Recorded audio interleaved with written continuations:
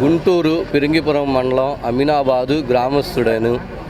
మా పూర్వీకుల నుంచి వచ్చిన ఎకరం 10 సెంట్లు ఆస్తిని అదే సర్వే నెంబర్లు గల శంషుద్దీను, ఆ గ్రామం చెందిన దూదు చందు, నిజామాబాదు బాన్స్వాడ గ్రామం చెందిన సలీము భూ కబ్జా చేసినారు.